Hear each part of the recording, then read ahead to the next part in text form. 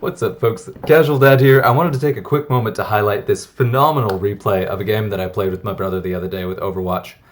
Super quick background for those who don't know.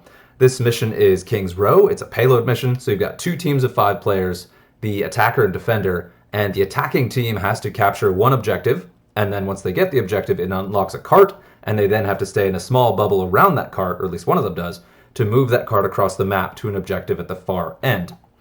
Now, and then once they do it, the other team switches in, right? So the attackers do once, and then the defenders have to try to beat their score. And then if both of them make it from one end all the way to the other, they deliver the payload completely through, then you see a tiebreaker. So what you're seeing is actually round 3. So both attacker and defender got the payload all the way from the start to the end. Now when you do that, the clock matters. So whichever team got more... So the time remaining for the attacking team is based on the time that the defending team had remaining when they actually finished the match before. So that's what we're seeing right now. And then also if you look at that top where you see the timer right in the middle there, you see that it's in overtime. So what's going on there is they've actually run down the clock. So the attacking team right now, and I'm spectating my brother playing as Sigma as the tank here, the attacking team has already run out of time. All they need to do is to keep at least one person within that narrow bubble around the cart, and that clock won't run out. So that overtime timer will stay there as long as they have at least someone within the bubble of the cart. And as it's going, you can see it go by here. He'll come back anytime. There we go. Now, at this point, we're losing. We're losing pretty badly. The attacking team, the blue team on here, has every chance of actually taking this all the way to the end, making our recovery match extremely challenging. So... we're having in kind of dire straits here. I'm playing a support behind, and my brother, TheOtherShoe, is playing the Sigma. The other team is doing a terrific job using their strengths, really balancing everything together. They bunched up around the cart, focusing the objective. The snipers are back, the flankers are relative nearby. The heavy damage and the D.Va are really bouncing off each other, where D.Va's being a disruptor and keeping the Bastion alive. The Bastion is doing the push damage to get through. Like, this is really good play. And this is, I think, a silver match, even though I'm ranked bronze, so my brother carried me a little bit there.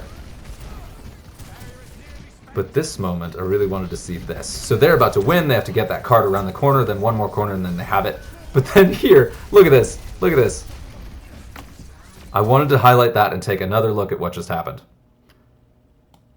Just real quick.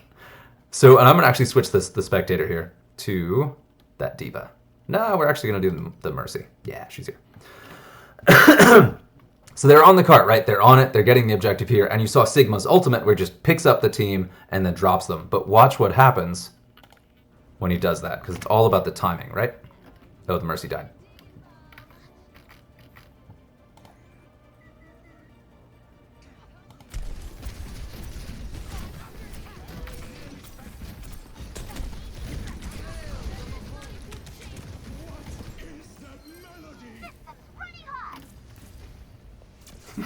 So you can kind of see it from a distance here. So what happened is my dear brother, TheOtherShoe, picked up everyone that was on the cart in that moment and held them in the air just long enough for the overtime timer to run out and just ended the match.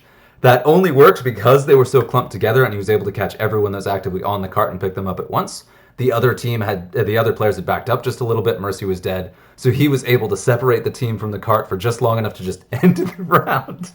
Which I'm sure happens a lot, but this is the first time I'd ever seen it. And just seeing that brilliant, like, Sigma's just like, nah, timeout, and just takes the entire team off the point was just so phenomenal. So I had to watch that. I want to see it from someone else's perspective real quick. So that was, let's see, so Moira was there and can actually watch this really well. We'll rewind just a hair. And I'm sorry to keep repeating this, but oh, it was so good.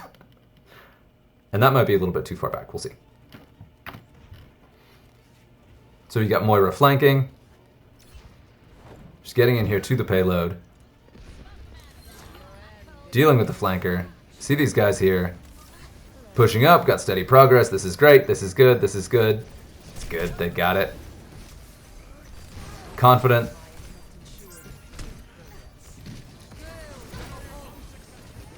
And barriers down, and then there it is. Up, up, up, and that was it.